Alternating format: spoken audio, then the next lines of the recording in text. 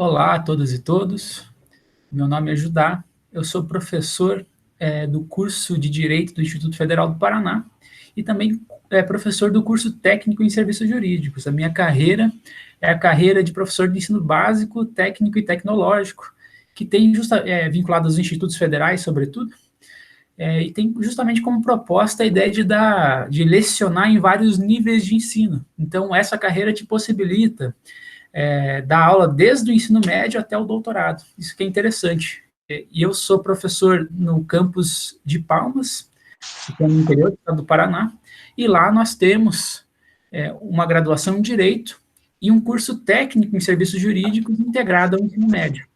Então, isso que a gente está fazendo hoje, essa entrevista que a gente vai gravar hoje aqui com o professor Roberto Alten, é uma entrevista que é pensada para o pessoal do primeiro ano do ensino médio, que tem uma matéria de teoria geral do processo, cujo professor sou eu.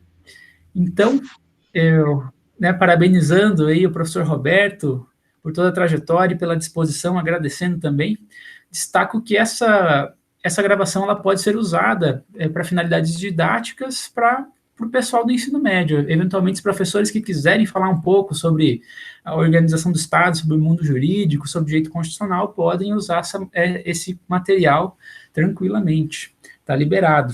Né? Então, antes de começar aqui, eu quero só falar um pouquinho sobre o professor Roberto, que é uma pessoa muito querida, foi meu colega de trabalho em uma outra instituição, em que eu trabalhava antes de entrar no instituto, e o professor Roberto Alten, ele é graduado e mestre em Direito pela Universidade Federal do Paraná, e tem, fora a questão do mestrado, ele tem várias especializações em Direito.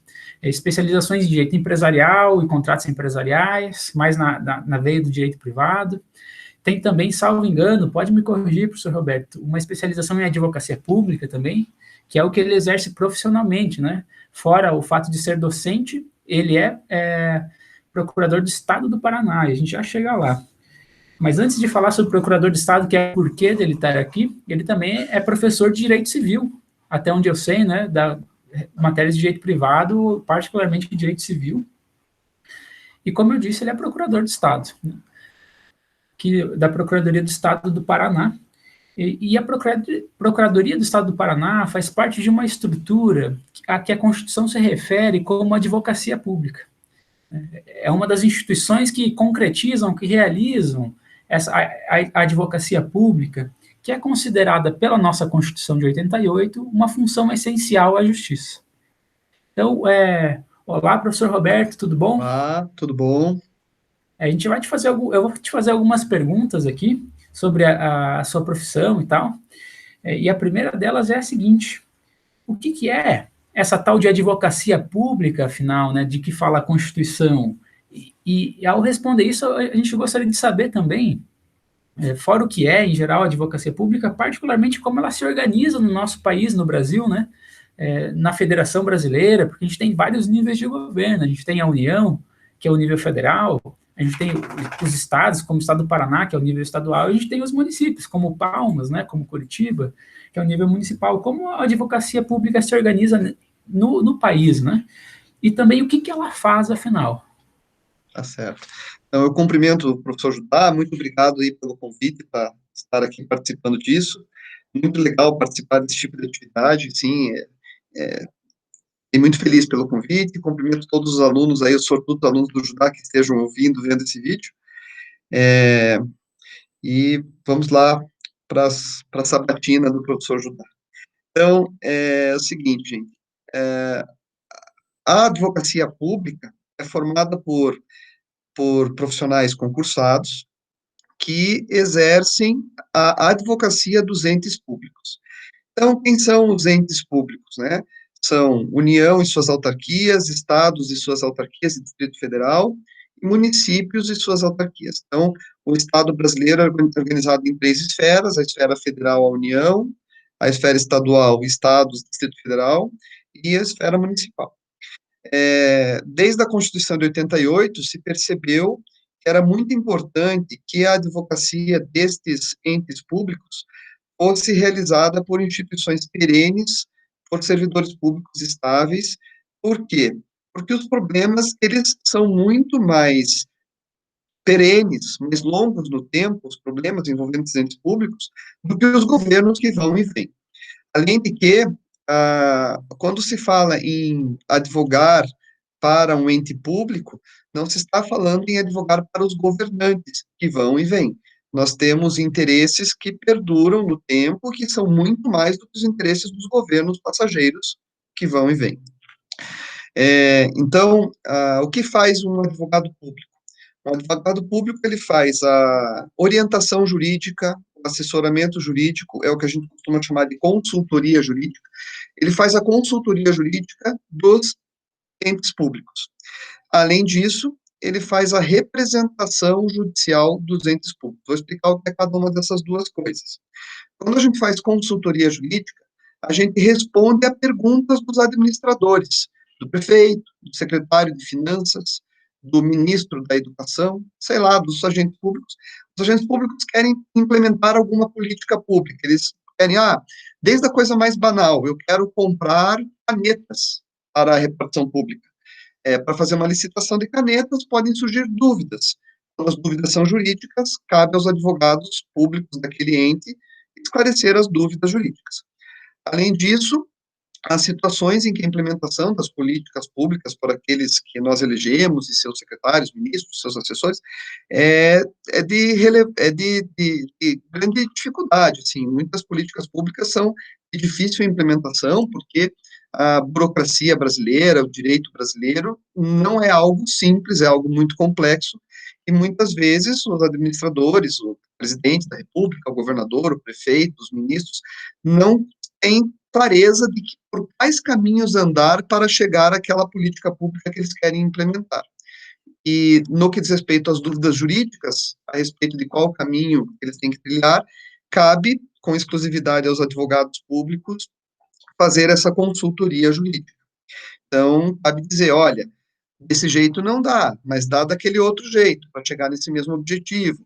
Ou, para fazer isso, não se esqueça dessas fases, desses estudos, para poder fazer com que as políticas públicas sejam implementadas de maneira lícita, né? Nesse trabalho de consultoria jurídica, ainda acaba sendo muito relevante um primeiro filtro anticorrupção, porque, apesar de não ser uma função precípua dos advogados públicos punir corruptos, não é essa, isso é o trabalho da polícia, do Ministério Público, de investigar e do judiciário julgar, mas, ao fazer a consultoria jurídica, acaba se tolhendo muito eventuais desvios, porque todas as fases, a gente costuma chamar assim, as fases internas dos procedimentos da administração, acabam passando por esses advogados públicos, que são estáveis, concursados, e que, portanto, não, em tese, não têm apego aos governantes que foram eleitos, e eles acabam, então, tolhendo, de uma certa forma, eventual desvio de interesse de um governante, de um administrador que daquele governo, daquele momento, né? Então, nesse trabalho de consultoria jurídica ele também acaba sendo muito importante para ser um primeiro filtro anticorrupção. Esse é o trabalho de consultoria jurídica. E o outro trabalho é o trabalho de representação judicial. O que é isso? É a União, os estados, os municípios. Suas autarquias são, eu costumo dizer, como se fossem filhotes desses entes, né? A União, às vezes, destaca uma determinada atividade para um filhotinho dela. Por exemplo, IBAMA, é um filhotinho da União para cuidar de meio ambiente, né? O estado do Paraná destacou um filhotinho dele para cuidar de trânsito, né?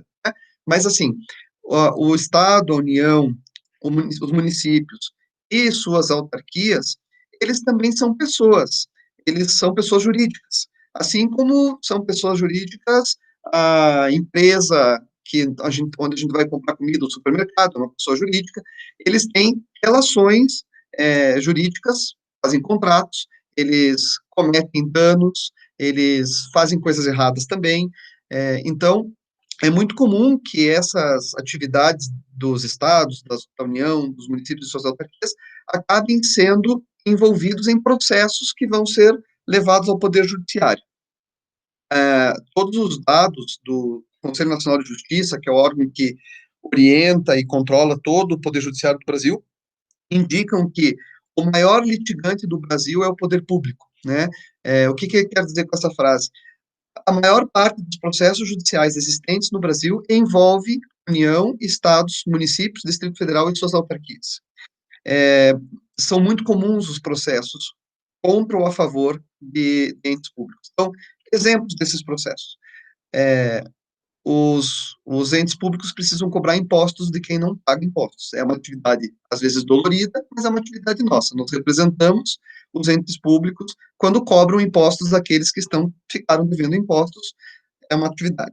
Outra atividade, desde as coisas mais banais, acidente de trânsito envolvendo viatura, policial que se excede ao fazer uma, uma averiguação de um possível ato delituoso, mas ao fazer a averiguação ele acaba machucando alguém, isso vai acabar no judiciário.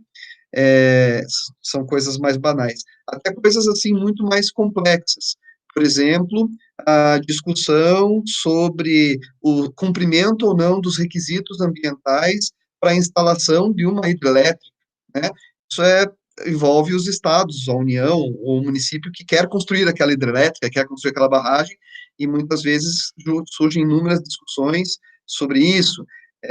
No momento, por sinal, estou trabalhando num processo que discute se eventualmente afeta o direito de indígenas uma determinada obra que o Estado do Pará deseja construir, uma estrada, e estamos litigando, estamos discutindo no Poder Judiciário os direitos dos indígenas ali envolvidos. Será que se a obra é adequada ou não, se é razoável ou não, em relação a direitos de indígenas que moram ali na região. Então, tudo isso acaba desaguando no Poder Judiciário, e são os advogados públicos que representam os entes públicos nessas brigas, entre aspas, brigas, porque nem sempre é tão brigado assim, mas nessas brigas no Poder Judiciário. Então, basicamente, essa é a atividade dos advogados públicos, fazer consultoria e fazer consultoria jurídica e representação judicial.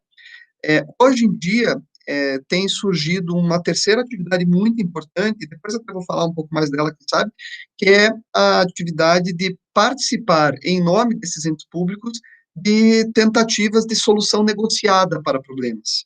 Não é que exista um processo judicial, mas para evitar processos judiciais, a gente tem participado muito de negociações, mediações, para tentar evitar judicialização de importantes questões dos entes públicos. Importante ressaltar que os advogados públicos, eles não são advogados do governante, já falei isso antes, mas são advogados do governo. O governo faz parte da administração pública, né? Então, eu costumo sempre dizer, quem elege, quando uma população elege um governante, ela elegeu determinadas ideias. E não cabe a nós, advogados públicos, dizer essa ideia não concordo. Quem pode dizer que aquela ideia não é boa é a população na próxima eleição. Não vai reeleger aquele sujeito. Cabe a mim me esforçar ao máximo com o meu conhecimento para dar segurança jurídica à implementação das ideias daquele que foi eleito. E se o povo não gostar das ideias, que não eleja ele depois. Mas a mim cabe me esforçar para implementar, para fazer com que ele implemente as ideias dele de forma segura, de forma lícita, de forma correta, né? Então, é para isso que servem os advogados públicos. Como é que eles estão organizados? Existem lá na Constituição Federal, que é o texto que organiza o Estado brasileiro, existem 2 artigos que tratam da advocacia pública, o artigo 131 e o artigo 132. O artigo 131 trata da advocacia pública apenas de nível federal, da União e suas autarquias. E o artigo 132 trata da advocacia pública de nível estadual, estados e suas autarquias. No que diz respeito à União, existe o chefe da advocacia pública de nível federal da União, é aquele que a gente chama de advogado-geral da União. Ele tem status de ministro e ele é o chefe de todo o exército de advogados públicos de nível federal. E esses todos advogados públicos de nível federal são distribuídos em 4 grupos, o que a gente chama de procuradores federais. Esses procuradores federais, eles fazem a consultoria jurídica, a representação judicial das autarquias federais.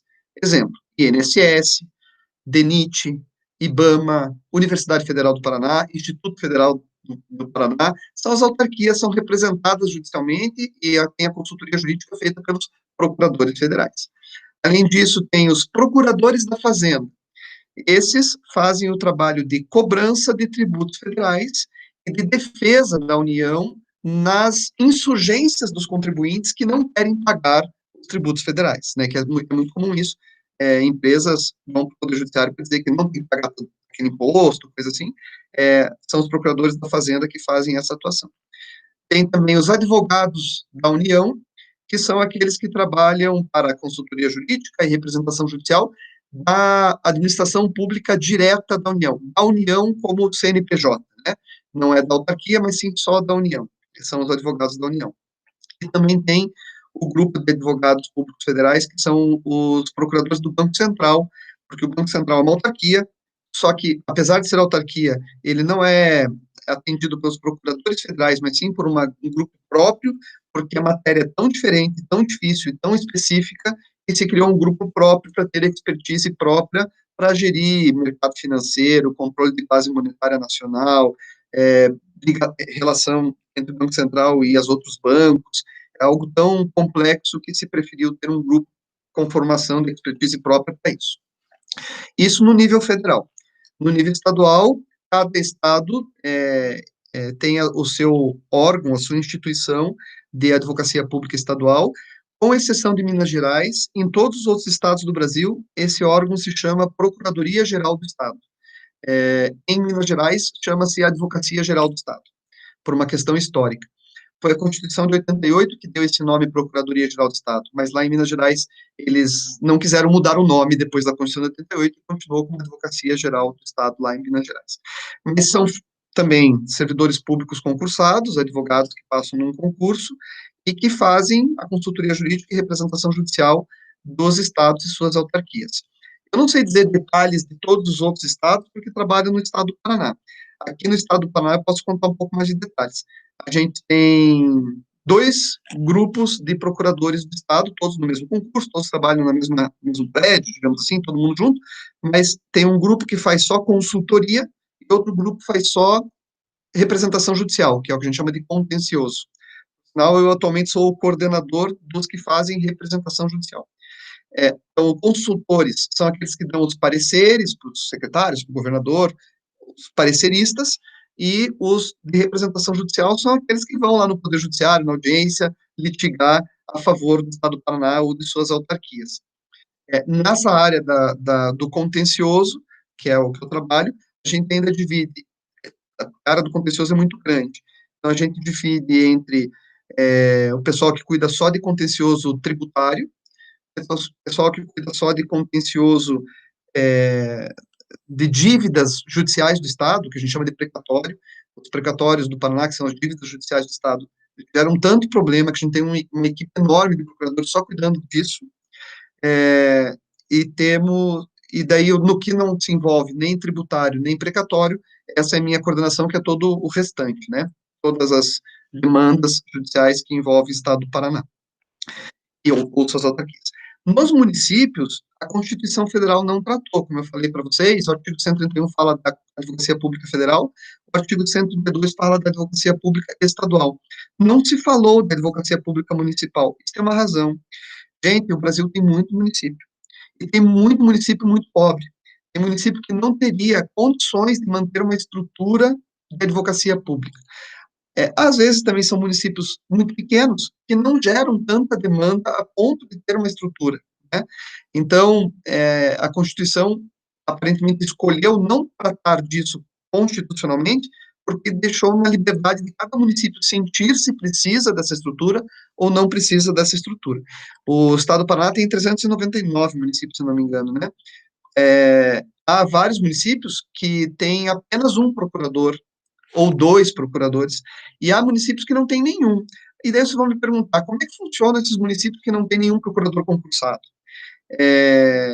Funciona assim, a prefeitura faz um processo de contratação, que a gente chama de licitação, de um escritório de advocacia para cuidar dos processos daquele município. Muito se critica isso, porque nenhum contrato licitado pode demorar mais que 5 anos, isso está escrito na lei brasileira. os contratos são no máximo 5 anos. Então, a cada 5 anos, o município muda de advogado nessas hipóteses. E aí toda a experiência se perde, tudo se perde, né? Mas é assim que é. Então, mas os municípios grandes, todos têm procuradorias municipais muito bem organizadas, né? O município de Curitiba, eu moro em Curitiba, o município de Curitiba tem uma procuradoria municipal extremamente bem organizada, quase do mesmo tamanho que é a PGE, é a Procuradoria Geral do Município, super organizada, com muitos profissionais muito competentes e bem organizada. Então, acho que é isso, né, Judaia? Acho que eu respondi. O que fazemos, em suma, e como está organizado isso na legislação. Isso aí, professor Roberto, estava tomando notas dessa lição aí, que uma lição muito vasta, né? Não, sabia mais ou menos como funcionava, mas não com tantos detalhes, acho bem interessante, né? Eu tinha até notado aqui para falar de autarquias, mas você explicou depois muito bem, né? Falou que era uma espécie de filhotes, né? Da administração direta, e citou até o Instituto Federal do Paraná, né? O Instituto Federal do Paraná é uma autarquia federal vinculada à União, né? Cuja sede lá é o Distrito Federal e a capital é Brasília. E tem um procurador federal que defende o Instituto em juízo, que faz pareceres sobre a legalidade, né, das escolhas que os dirigentes do Instituto fazem e assim por diante. Bem interessante. Então, é legal destacar, né, Roberto, e você deixou isso bem claro, que um advogado público não é um advogado nesse sentido que as pessoas pensam, o advogado que as pessoas conhecem, um servidor concursado que está ali, né, com estabilidade, né, e que vive para exercer aquela função. Não é como um advogado que você contrata para fazer um caso ou outro, é bem diferente, apesar de o nome ser semelhante. Né? A segunda pergunta, Roberto, para você, é o seguinte: a partir da tua experiência, né, de todos esses vários anos como procurador do Estado que você tem, de que forma, na sua opinião, né, a advocacia pública contribui para a sociedade, não só para o poder público, né, mas indiretamente, pelo menos, ou diretamente para a sociedade e particularmente na realização de direitos fundamentais da população? Então, vou tentar responder essa pergunta mais ou menos com a minha história de vida profissional na PGE. Eu entrei na PGE em 2002 e hoje estamos em 2020, faz 18 anos que esse é meu emprego principal, digamos assim, porque também dou aula. Só digo que esse é principal porque é esse que realmente me sustenta, assim, dou aula, por sinal, até estou licenciado agora. Mas, assim, quando eu entrei na PGE em 2002, o meu primeiro local de trabalho, lá, minha primeira lotação, que é o conceito administrativo, né, que a gente usa, minha primeira lotação foi numa unidade lá da PGE que cobrava impostos. E a gente pode pensar, meu Deus, que trabalho horrendo cobrar impostos, né? Eu processava as empresas que não pagavam seus impostos em dia para forçá-las judicialmente a colocar seus impostos em dia, impostos estaduais. Bom, em especial ICMS. Impostos estaduais são ICMS, ITCMD, mas em especial o ICMS. E IPVA, também é outro imposto estadual.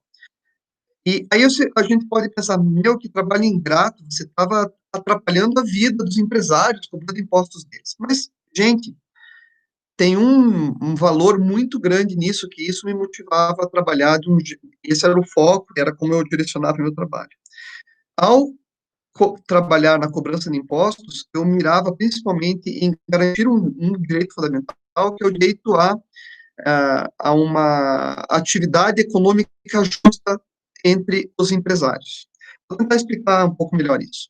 Quando a gente tem uma área de empresas, uma área de comércio, uma área de indústria, em que alguns dos players, alguns dos empresários não pagam impostos em dia e outros pagam, a gente acaba levando à falência aqueles que pagam em dia e acaba beneficiando aqueles que não pagam em dia. Aí, então, não me parecia nada justo essa diferença. Além disso, se alguém tem que...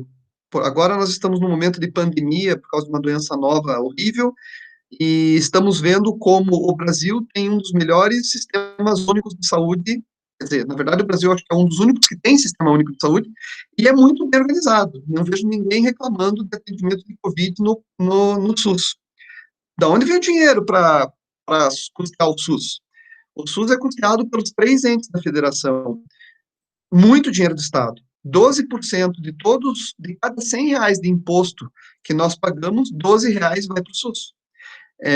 Cada vez que eu vou no mercado e eu compro 1 quilo de arroz, no preço do quilo de arroz tem imposto. Esse imposto, 12% dele vai para o SUS. Então, vejam, cobrar imposto não é tão feio assim, é manter viável algumas políticas públicas essenciais. Nós temos 14 universidades estaduais, temos o SUS, temos toda a polícia para manter, temos todas as escolas públicas para manter, e isso tudo vem de impostos. Então, aquele negócio, né? Muito fácil eu dizer que o governo vai mal, então eu não pago imposto. Acho que eu não, aí você perde o argumento. Você tem que antes pagar o imposto para depois poder reclamar do que se faz com ele, né?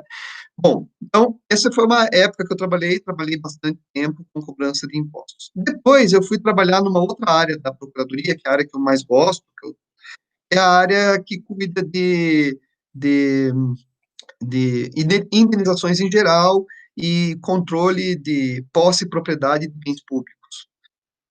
E aí, a gente participei de várias situações que são bem mais concretas de atendimento a direitos fundamentais de cidadãos individualmente considerados. Porque nessa minha primeira experiência, eu estava tratando no macro. Agora não, agora eu passei a tratar, entrei na vida das pessoas. Então, exemplos, passavam por mim inúmeras ações de reintegração de posse, o que a imprensa costuma chamar de despejo, mas não é, o nome certo é reintegração de posse, inúmeras ações de reintegração de posse de áreas ocupadas por movimentos sem terra, outros movimentos sociais que ocupavam áreas, e ocuparam no passado em muito grande quantidade, e depois de anos passados, os proprietários querem ser reintegrados da posse, e daí se torna uma situação muito difícil, porque nós temos lá 3.000 pessoas morando numa fazenda, uma família de proprietários querendo expulsar as 3.000 pessoas, e o Estado do Paraná, por que que entra nisso? Porque compete ao Estado dar a força policial para tirar as pessoas daquela área. É, como é que eu atuava? Eu ia lá na área, eu conversava com as pessoas, conversava com os proprietários e tentava fazer acordos, e muitos deram certo. Acordos de que tipo? Olha, não vai dar para tirar todo mundo, porque se tirar todo mundo não tem nem onde pôr. Onde que eu vou pôr 3.000 pessoas na rodovia? Eles vão voltar e vão invadir na semana seguinte. Então, vamos fazer o seguinte, vamos ver se a gente não acha uma outra área que o Estado tenha, que o agora fugiu o nome da autarquia, o INCRA tenha, porque o INCRA é uma autarquia federal responsável por reforma agrária. Vamos ver se a gente consegue mandar esse pessoal todo para uma área. O que der, deu. O que não der, vamos organizar aqui nessa fazenda. E a gente acabava fazendo acordos que evitavam as reintegrações de posse, agradavam o dono da fazenda, evitavam o Estado do Paraná de ter que pagar a indenização e ajudava a vida dos ocupantes, que eram pessoas que estavam ali de massa de manobra e de atendimento à necessidade da sua vida concreta. Precisavam comer, precisavam morar, precisavam dormir em algum lugar. Então a gente acabava ajudando muito com isso e esse era um trabalho que me dava um bom prazer, assim, porque você realmente via, ajudava a vida daquelas pessoas ali. Outra outra situação, depois eu parei de trabalhar nessa área, aí eu tenho algumas coisas assim que eu brinco, assim, por exemplo, quem conhece Curitiba, você sai de Curitiba para ir para o aeroporto, toda aquela obra do aeroporto lá, eu sempre falo para minha filha no carro assim, ó, se não fosse o papai, essa hora eu não saía, porque eu fiz aquelas desapropriações, eu que fiz toda a questão dominial daquela área, fui eu que fiz. É, outra área ali da Procuradoria que a gente trabalha, fornecimento de medicamentos pelo SUS, para quem não paga medicamento, né? Existe um problema seríssimo nisso, que é o seguinte: quem determina quais são os medicamentos que serão distribuídos gratuitamente pelos governos é o Ministério da Saúde Federal. O secretário estadual de saúde, que é o administrador público que compra remédio no Paraná, ele não pode comprar medicamentos que não sejam aqueles estabelecidos pelo Ministério da Saúde. Só que as pessoas precisam de medicamentos que não são esses, que são outros. Então, as pessoas entram no Poder Judiciário, na Justiça, para tentar receber esses remédios. Nós criamos aqui no Estado do Paraná um fluxo de trabalho muito célere. A partir de cada pessoa que pede um medicamento, que não são esses dados que graça pelo SUS, porque não são esses que está na lista distribuída pelo Ministério da Saúde, a gente faz uma análise rápida com médicos do Estado para ver se o remédio realmente era o necessário, é o adequado, se não tem nenhuma fraude, alguma coisa assim. Se tiver certo, a gente não defende o Estado no processo judicial e a gente faz o processo de compra rápido para entregar para a pessoa. Então, aí a gente consegue proteger o secretário de saúde, porque ele não está comprando porque quer, está comprando por cumprir uma ordem judicial. E consegue agradar o cidadão que está precisando do remédio para não morrer, né? Esse é um trabalho que a gente faz e tá já há alguns anos, muito bem feitinho, organizado, com toda a lisura, para conseguir distribuir remédio, que às vezes não está nos protocolos clínicos das doenças, que são os documentos que autorizam os compras de remédios, mas que os cidadãos demonstram que é necessário. Bom, tem um monte de coisa, assim, mas essas são áreas que eu trabalhei, que eu me lembrei de ter feito alguma coisa, assim.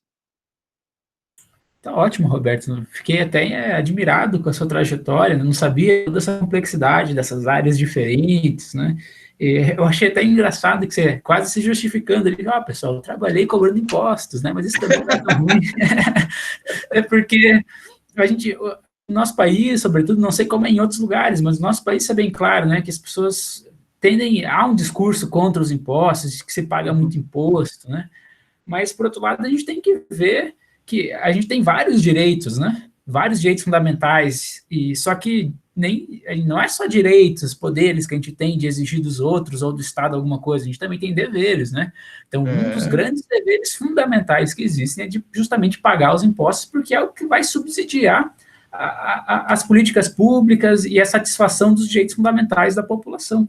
Isso que é interessante, né? E alguém até poderia objetar que tem desvio, que é ineficiente e tal, mas é verdade que existem várias instituições para controlar isso, começando pela própria advocacia pública, no aconselhamento, né?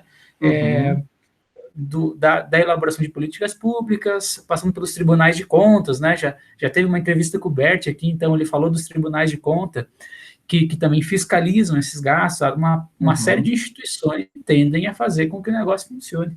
Então, é legal, né? Só pelo que você falou ali, a gente viu que os impostos vão para a saúde, para o SUS, né? Vão para a educação, né? Para as escolas, vão para a segurança, que é a polícia, né? Que você destacou. E também acho bem legal isso que você falou da tua atuação nos processos de despejo, né? Nos casos de despejo, que é garantir aí também os interesses, meio que mediar os interesses de todo mundo e garantir para a população mais carente uma vida digna, né? Que também a relação dessas pessoas com a terra é uma relação de vida digna, de ter de onde sobreviver, né?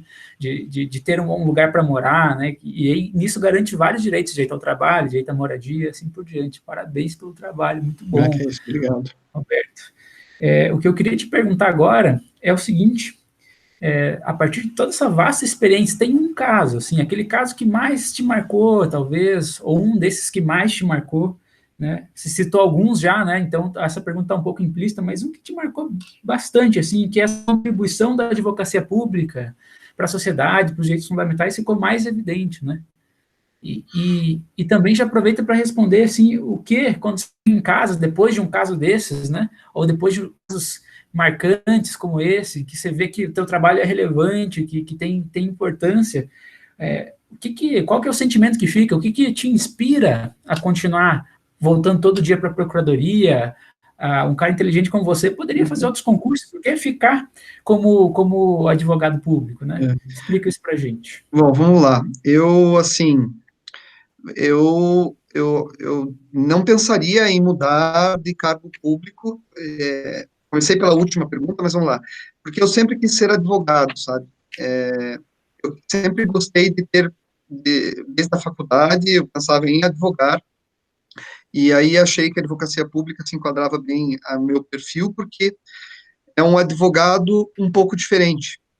Algumas coisas, assim, eu advogo para uma finalidade pública, né? Eu advogo para todos vocês, eu advogo para a população, né? Porque quando estou defendendo o Estado, estou defendendo a população.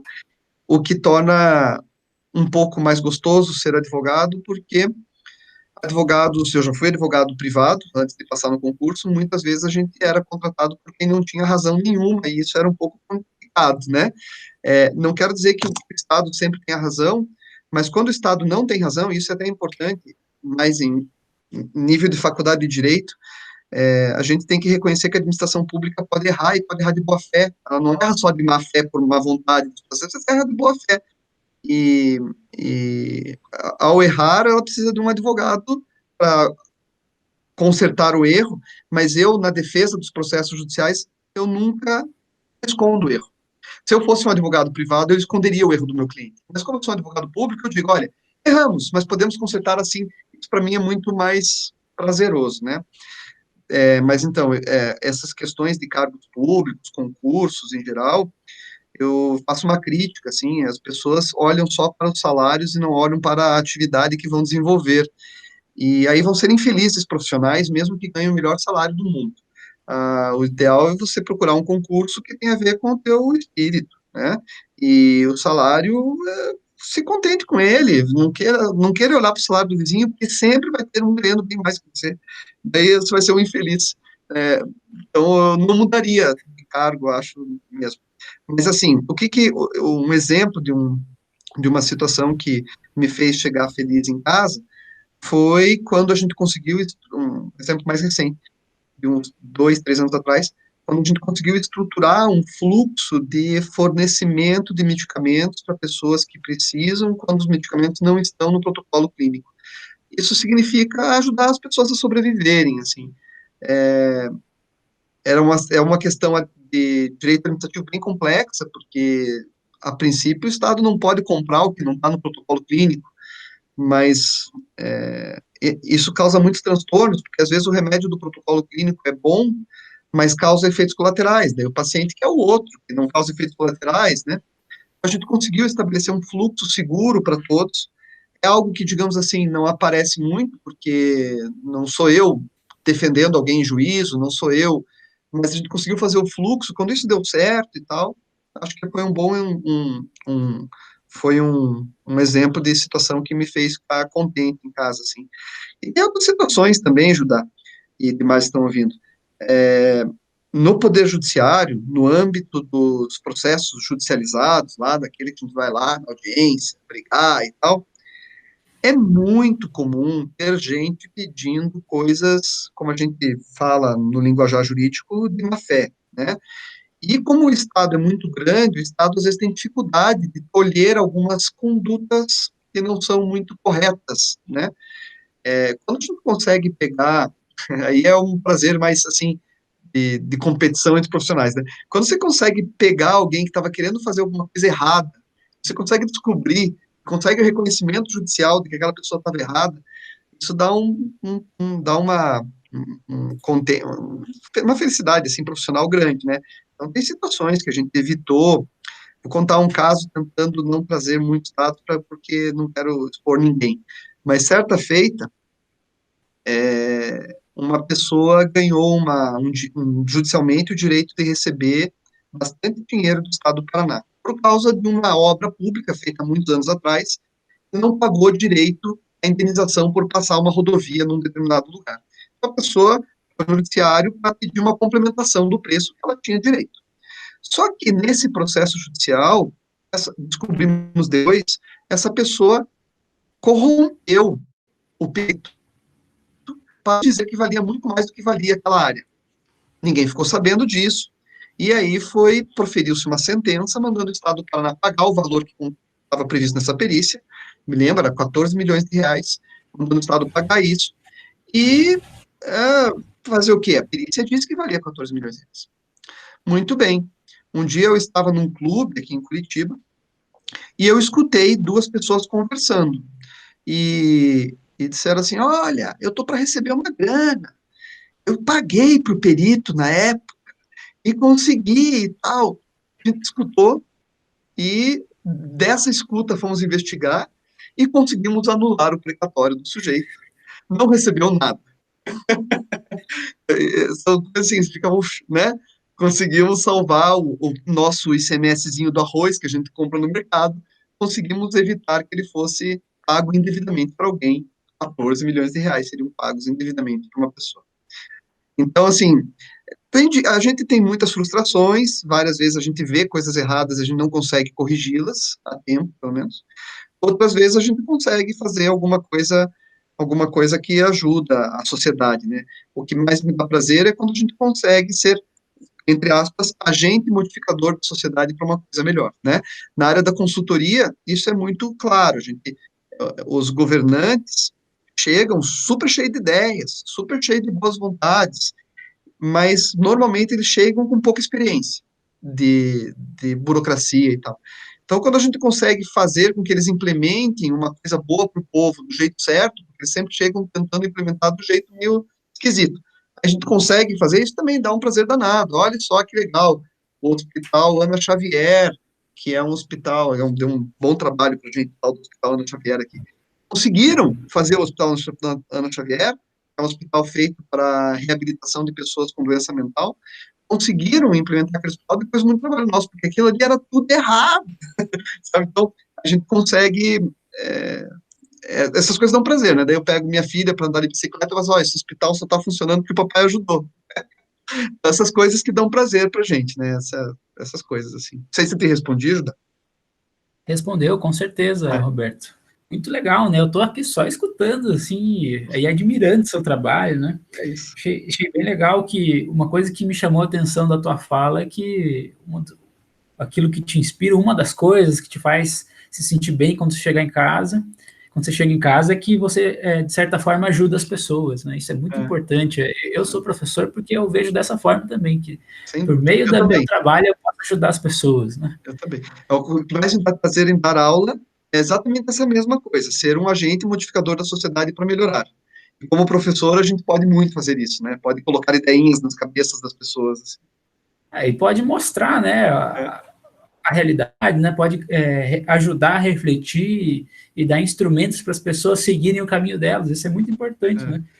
Mas outra coisa que me chamou a atenção da tua fala foi que você falou assim, que na verdade você, em juízo, acaba defendendo o Estado, mas é que as pessoas têm essa visão dicotômica, né, de Estado e sociedade e tal, quando se for ver, a gente precisa desenvolver no país mais essa ideia da coisa pública, né, do isso, público. O público não é o nosso inimigo, necessariamente, o público é uma parte da gente, né, é uma isso, dimensão da nossa vida e da nossa existência. A dimensão exatamente. pública dos nossos interesses está no Estado, então quando você defende o Estado, indiretamente você defende a população. E hoje em Isso dia, desculpa interromper, hoje em dia as pessoas têm mecanismos para cada vez mais ingressar na atividade pública, mesmo sem sendo servidor público, né? Então, assim, quando a gente falou lá de impostos, é nossa obrigação pagar impostos, mas também é nossa obrigação consultar o portal da transparência e ver onde está sendo gasto. Se tiver dúvida, usar a lei de acesso à informação para exigir explicações. E se não concordar, fazer requerimentos. E tudo isso, quanto mais as pessoas fizerem, mais elas participam do público, e mais elas percebem que é assim que funciona, nós somos o privado e o público ao mesmo tempo, né? Justamente, né?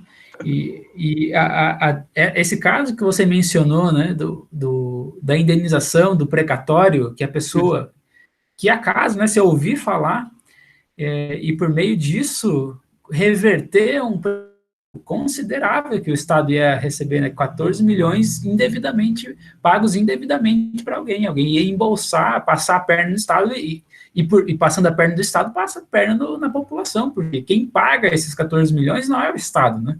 É a gente que vai pagar, são os nossos impostos, ou ao menos boa parte dos nossos impostos é que vão Isso. pagar esses 14 milhões. Então, a gente tem que desenvolver um pouco mais essa ideia da coisa pública, e eu fico muito satisfeito em saber que você tem essa visão, que você trabalha todo dia para defender o nosso Estado, para defender também os interesses da população paranaense. Roberto, parabéns. Vou contar mais uma. Tem um caso que eu estou cuidando hoje. Olha só que interessante. Nós estamos brigando lá no STF por qual é a extensão do mar territorial paranaense. Assim, as áreas são tão vastas, sabe? Tanta coisa acontece. É interessante. E por que isso? Porque tem poços de petróleo e conforme o que se entender por mar territorial paranaense, a gente vai saber se os royalties, as indenizações pela exploração do petróleo vêm para o Paraná, ou para São Paulo, ou para Santa Catarina. Né? Entendi. Se for do Paraná, mais dinheiro para a gente garantir direitos fundamentais, né? Por meio de políticas públicas, políticas de saúde, políticas de educação, Isso aí. políticas, enfim, de reforma agrária, eventualmente. Não digo de reforma, né? Mas, assim, políticas para a população de todos os tipos que o Estado possa fazer, que seja de competência estadual. Mas acho que era mais ou menos isso, Roberto. Eu só tenho a te agradecer pela disposição, né, pela boa vontade. E não sei se tem mais algo a dizer para o Não, pessoal aí. estou às ordens, espero conhecer um dia o campus de vocês lá em Palmas. E assim, estamos às ordens, a gente está aí, ajudar se precisar de qualquer coisa. E os alunos que estejam ouvindo, espero que não tenha sido uma decepção. E se tiverem qualquer dúvida, o site da AGU e o site da PGE do Paraná, que eu conheço bem esses dois, pelo menos, são super cheios de informações. Pelo menos aqui no estado do Paraná, nós somos muito atentos à lei de acesso à informação, à transparência, tem tudo transparente. Qualquer dúvida, qualquer crítica, qualquer reclamação, tem um campo lá que você pode enviar e vai receber resposta em até 48 horas, e várias outras informações lá. Então, ou pelo site ou pessoalmente, estou sempre às ordens. Isso aí, Roberto, muito obrigado. Só destaque que quando eu for postar o vídeo na internet, eu vou colocar esses sites lá, já que você recomendou, né? Eu já Tá estava bom, pensando nisso, mas vou colocar da AGU, da PGE e eventualmente outros que eu encontrar. tá bom. Muito obrigado, meu amigo. Nada, Quem sabe eu te convide aqui, se você quiser vir, para dar uma aula para a gente aqui no Instituto. Faça um acordo com algum professor da tua área do direito privado. Um abração, meu amigo. Até abraço, mais. Tchau. tchau, tchau.